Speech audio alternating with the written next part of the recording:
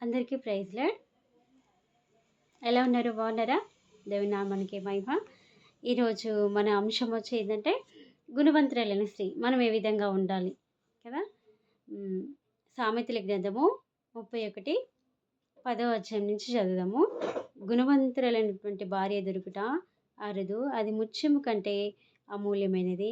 ఆమె పేరుమిటి ఆమె యందు నమ్మకమించును, అతని లాభభక్తిలో వెలితికి కలదు. ఆమె తాను బ్రతుకు దినములన్నీ అతనికి మేలే చేయును కానీ కీడు చేయదు కదా. ఈమె ఏం చేస్తుందంట, తన భర్తకి మేలే చేస్తుంది కానీ కీడు చేయదు కదా. మన భర్తలకి మనం ఏ విధంగా ఉండాలి? మేలు చేసేవారిగా ఉండాలి కానీ కీడు చేసేవారిగా ఉండకూడదు అని దేవుని యొక్క ఉద్దేశం ఏంటది. మనము ప్రతిదీ మనం ఏం చేయాలంటే ప్రార్థనా పూర్వకంగా కదా, ప్రార్థించే వ్యక్తుల వలె మనం ఉండగలగాలి. ఉన్నప్పుడు నీ జీవితము నా జీవితము ముందుకు అనేది సాగుతూ ఉంటుంది కదా.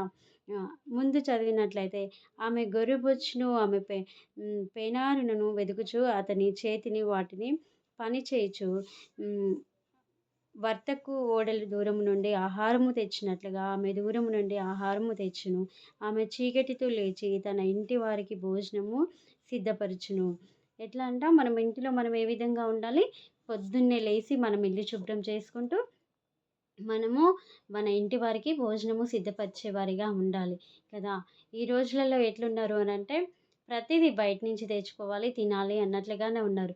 అట్లా ఉండకుండా మనం ఏం చేయాలంటే మన యొక్క గృహంలోనే మనము ఆహారము సిద్ధపరచుకున్నట్లయితే మనకు మంచి ఆరోగ్యం ఉంటుంది కదా, బలం ఉంటుంది కదా. బయట నుంచి తెచ్చుకోవడం వల్ల కదా మనం చేసినటువంటి కష్టమంతా బయటికే వెళ్ళిపోతుంది. అట్లు కాకున్నట్లుగా మనం ఏం చేయాలి? మనము మన గృహంలోనే ప్రతిదీ సిద్ధపరచుకునే వారిగా ఉండాలి అని దేవుని యొక్క ఉద్దేశం ఏంటది కదా. మనము ప్రతి విషయంలో దేవుడు ఏ విధంగా గుణవంతురాలైనటువంటి స్త్రీ దొరకడము అది అమూల్యమైనదే. కానీ మనం ఆ విధంగా ఉన్నామా లేదా అని మనల్ని మనము సరి చేసుకునే వారిగా ఉండాలి కదా. ప్రతి నిత్యము మనము ఏ విధంగా ఉండాలో కూడా దేవుడు మాట్లాడుతున్నాడు. ప్రతి ఒక్కొక్కరి కొరకు లెక్కించబడిగా ఉంది బైబిల్ గ్రంథంలో. మనం ఏ విధంగా ఉండాలి, భర్తలతో ఏ విధంగా ఉండాలి కదా. ఆ విధమైనటువంటి భర్తలు కూడా కొన్ని సార్లు ఏం చేస్తారంటే భార్యనే సమస్తము చేయాలని భార్య పైన అన్నీ వదిలేసే వారిగా ఉంటారు. ఆ విధంగా ఉండొద్దు. భర్త కూడా తనటువంటి కలిగినటువంటి శ్రమల్లో, ఇరుకుల్లో, ఇబ్బంది, తనగా అనారోగ్యం వచ్చినా కానీ అనారోగ్య పరిస్థితిలో కూడా తనని మీరు చూసుకునే వారిగా ఉండాలి. భర్తలైనటువంటి మీరు కూడా తన భార్యను కూడా ప్రేమించే రీతిగా ఉండాలి కదా. కొన్ని సార్లు మనం ఏం చేస్తామంటే మొత్తం తనే చేయాలి అని తన యొక్క ఉద్దేశం ఉంటుంది. అప్పుడు తన మనసంతా ఆమె ఏం కోరుకుంటుందంటే కేవలము నన్ను మంచిగా చూస్తే బాగుండు అని ఆలోచన కలిగి ఉంటుంది. అయితే మనం కూడా స్త్రీలమైన మనం ఇంటిని వదిలేసి వచ్చిన తర్వాత మళ్ళీ మనము వెనక్కి తిరిగి చూడకూడదు. కష్టమైన, నష్టమైన, బాధలైన, ఇరుకులైన, ఇబ్బందులైనా నీ భర్తతో పాటే నువ్వు అక్కడే ఉండాలి కదా. దేవుడు ప్రతిదీ బైబిల్ గ్రంథంలో లెక్కించబడి అన్నట్లుగానే మనము ప్రవర్తించే వారిగా, మన ప్రవర్తన అంతట్లో కూడా మనము సరి చేసుకునే వారిగా ఉండాలి. అప్పుడు సరి చేసుకున్నప్పుడు నేను దేవుడు దీవించేవాడిగా ఉంటాడు. ఇరుకులలో నీకు విశాలతని ఇచ్చేవాడిగా ఉంటాడు. ఓపిక కలిగి ఉండాలి, సహనం కలిగి ఉండాలి. ఉన్నప్పుడు అప్పుడు దేవుడు నిన్ను బ్లెస్ చేసేవాడిగా ఉంటాడు కదా. న్యాయాధిపతి గ్రంథంలో చూసినట్లయితే ఆస్క కూడా ఏం చేసింది?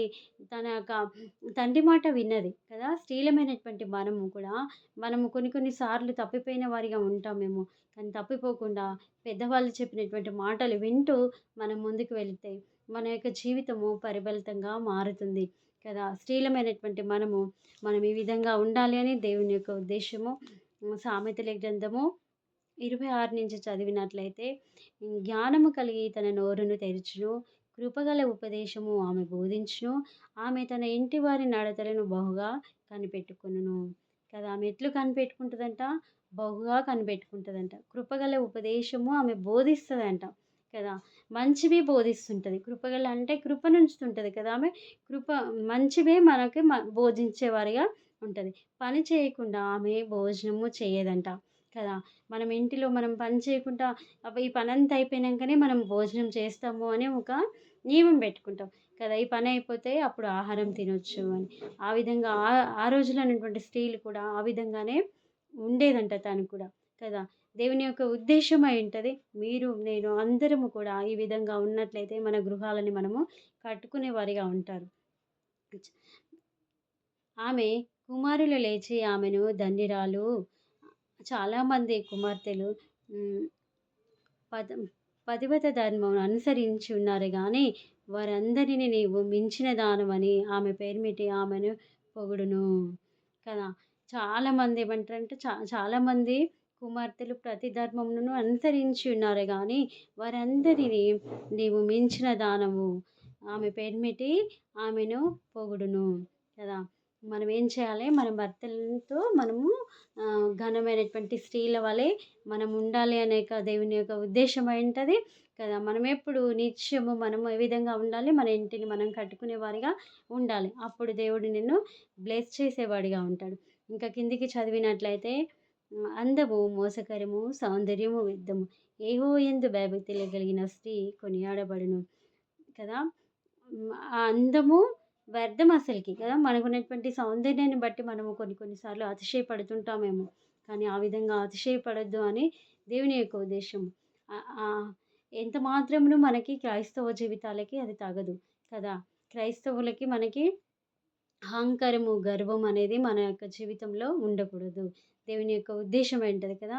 స్త్రీలమైన మనము అలంకరించుకోవాలి. మనకెంత అలంకరణ అవసరమో అంతవరకే అలంకరించుకోవాలి కదా! సౌందర్యము వ్యర్థమంట కదా!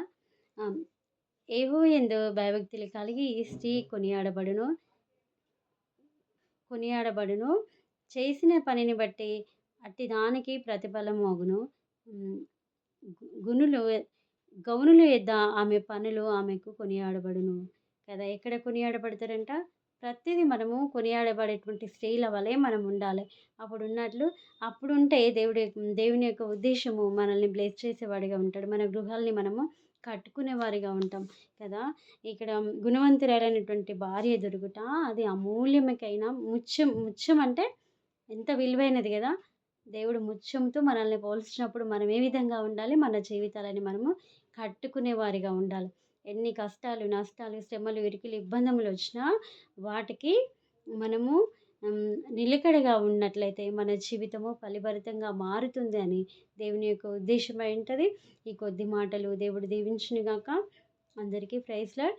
ప్రార్థన చేసుకుందాం. పరిశుద్ధుడా, ప్రేమ, కృప, కనికరము కలిగినటువంటి ప్రియ పరలోకం తండ్రి, నీ ఘనమైన, శ్రేష్టమైన, ఉన్నతమైన నామమును బట్టి ప్రభువా స్తోత్రములు, వందనములు నాయనా.